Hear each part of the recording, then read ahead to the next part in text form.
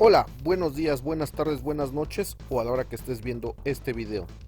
En esta ocasión te traigo la unidad 2 del curso que es la introducción a la tecnología de dispositivos y herramientas CAD-EDA. Comenzamos con lo que es la escala de integración de los circuitos integrados.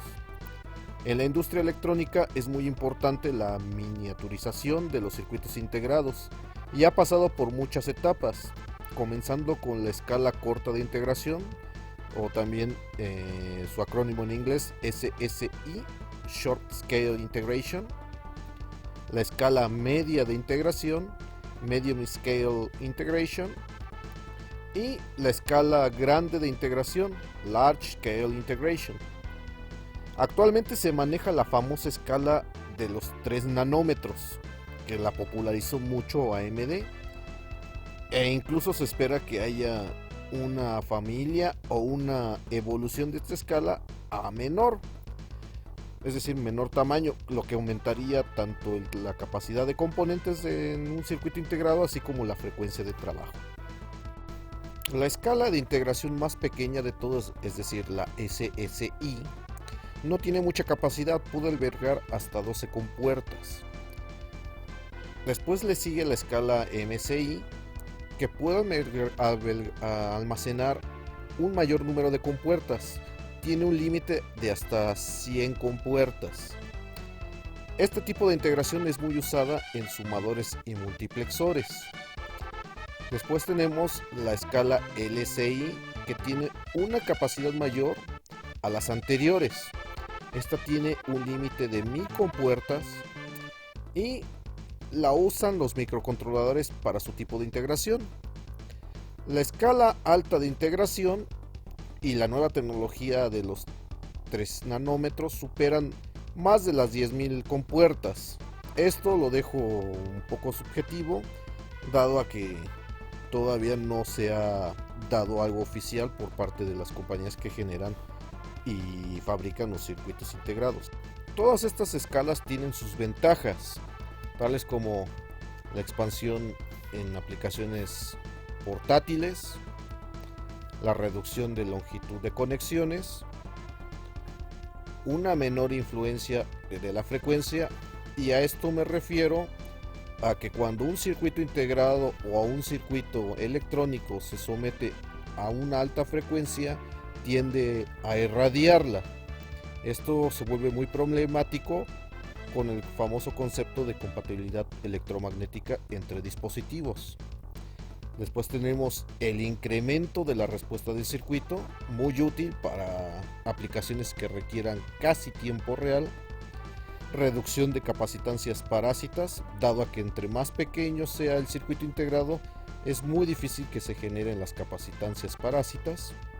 Y por supuesto el bajo costo de producción.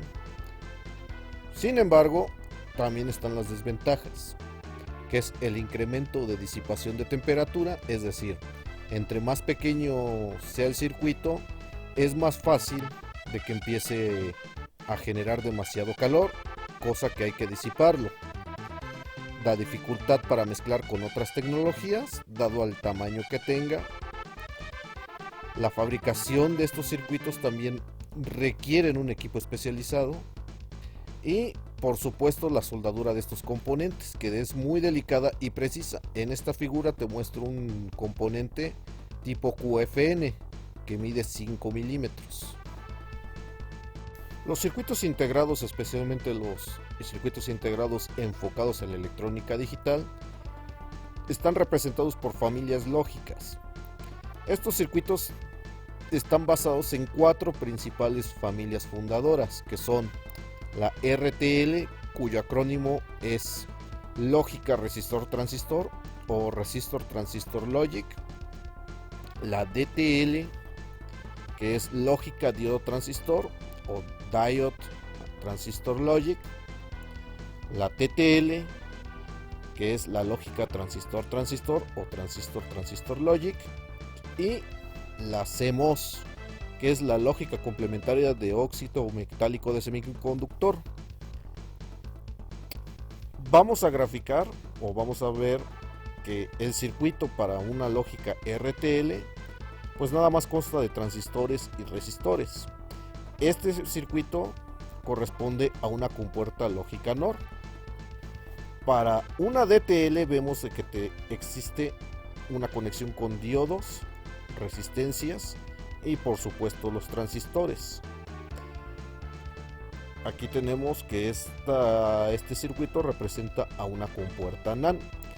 Estas aún son usadas, pero ya están en un poco de obsolescencia, así que no es muy factible usarlas. Después tenemos la más popular, que es la TTL, que aún a nuestros días se sigue usando y que consta de transistores de doble compuerta, de doble emisor, perdón, y su conexión correspondiente con resistencias. Este circuito corresponde a otra compuerta NOR. Y por último tenemos la tecnología CMOS, en donde utilizan para hacer este tipo de conexiones y de compuertas transistores de efecto de campo, especialmente los de óxido metálico de silicio. Este circuito corresponde a una compuerta NAND. Entendido lo de las familias fundadoras de los circuitos integrados digitales, ahora vamos a ver los dispositivos lógicos programables. Si las compuertas contienen varios transistores, como lo vimos anteriormente, el PLD, cuyo acrónimo es Programmable Logic Device, puede considerarse como un conglomerado de compuertas lógicas. El PLD tiene un número determinado de elementos que pueden adaptarse en diferentes formas. Por ejemplo, encodificadores, multiplexores y demultiplexores y sumadores.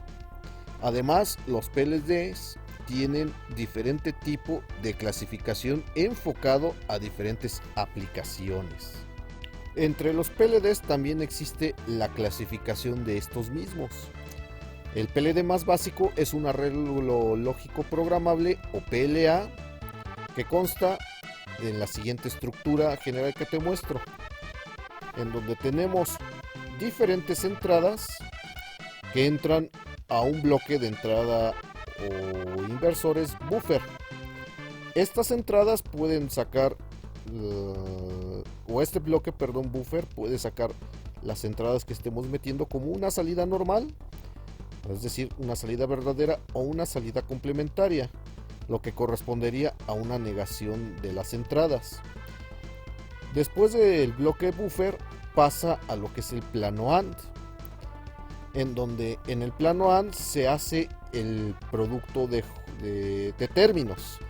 Recordemos que el AND es en álgebra booleana se representa como una multiplicación, pero no aritmética.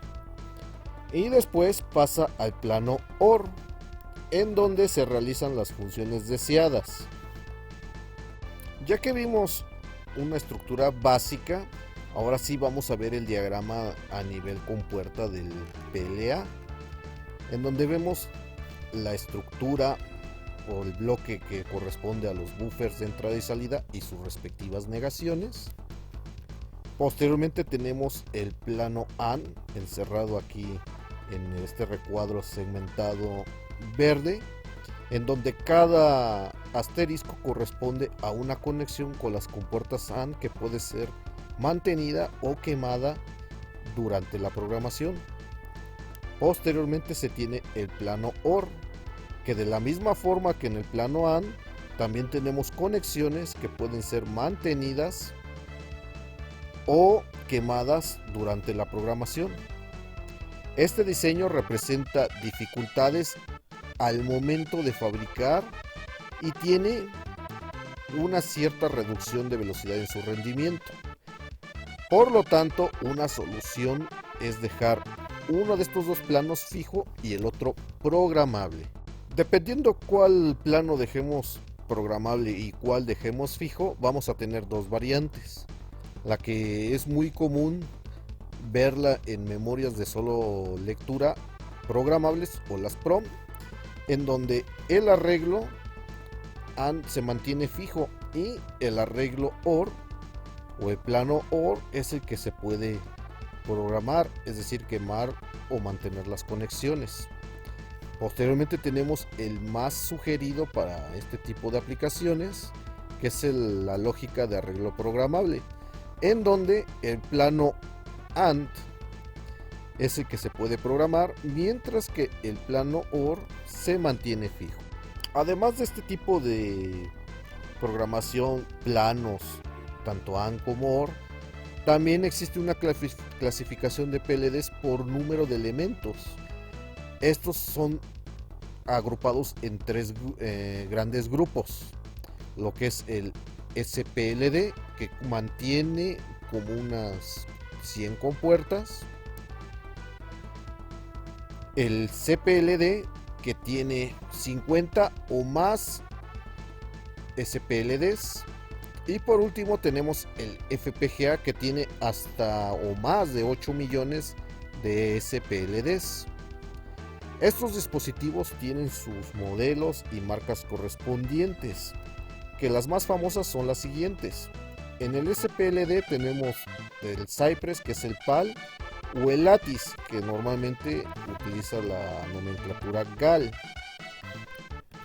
En el CPLD tenemos el Lattice con su modelo ISP o el LCI, el Altera con su modelo MAX, y de Cypress tenemos el modelo Flash. Por último, en las versiones FPGA, estas son las más usadas, tanto de Altera como Xilinx, en su modelo Cyclone para Altera, y en Xilinx se están usando tanto las Spartan como las Nexus. Al igual que vimos cómo es el diagrama y tanto la estructura de un PLD, ahora vamos a ver la arquitectura interna de un PLD. Todo componente PLD tiene una arquitectura predefinida. Eso incluye tanto los CPLDs como los FPGAs. Aquí te muestro una arquitectura básica de un SPLD, ya sea para la versión GAL o PAL, en donde tenemos los fusibles de interconexión que se van quemando o manteniendo dependiendo la programación que se haga. Tenemos las líneas específicas de entrada con las que nos vamos a comunicar a la lógica programable, un término producto, que es el tercer estado o de control de tercer estado en caso de que necesitemos manejar un control de salida, y por último la suma de términos del producto, en donde está la OR, que es lo que se mantiene fija. Además tenemos una retroalimentación de entrada y salida que nos ayuda para generar incluso pulsos de reloj. Esto lo vamos a dejar pendiente porque puede ser un poco más complicado de entender. Es posible convertir una entrada en una salida y viceversa, como lo acabo de mencionar, a través de la retroalimentación. Solo es posible aplicar una OR hasta de 7 u 8 términos de producto. Recordemos que es un SPLD. Y en una arquitectura de un CPLD vemos este tipo de diagrama bloques, en donde tenemos el agrupamiento de las macroceldas lab, que está enfocado en lo que es en la matriz de celdas, en el bloque de matriz de celdas, que también tiene un área de conexión representado en este bloque, a su vez que nos comunica con la matriz de expansores para realizar productos auxiliares. Posteriormente tenemos un bloque de entrada y salida por cada macrocelda, lo que nos da una retroalimentación dual. La arquitectura de un FPGA es un poco más compleja, donde ya tenemos bloques lógicos, bloques de entrada y salida y la interconexión programable. Aquí ya estamos viendo lo que son celdas lógicas que se interconectan por medio de una matriz de interconexiones programables, lo que acabo de mencionar. El bloque de entrada y salida pueden hacer la conexión a cualquier celda lógica que queramos. Y es importante considerar que un PLD no descarta el uso de una lógica discreta, es decir, puede que necesitemos circuitos de compuertas lógicas, que los más populares son la familia 74, o en el caso de los CMOS está la familia 40. También hay que considerar que esto de programar un PLD nos hace una herramienta útil y de bajo costo. Además es fácil de modificar en nuestro diseño y actualizarla si es necesario. También hay que recordar, y esto es muy importante, que es una transición del diseño de compuertas a un diseño de sistemas. Para el próximo video vamos a ver nuestro primer tutorial de sistemas numéricos. Y como siempre te digo, si te ha gustado el video, por favor dale un me gusta, suscríbete si quieres recibir más videos como este y activa la campana de notificación. Nos vemos en el siguiente video.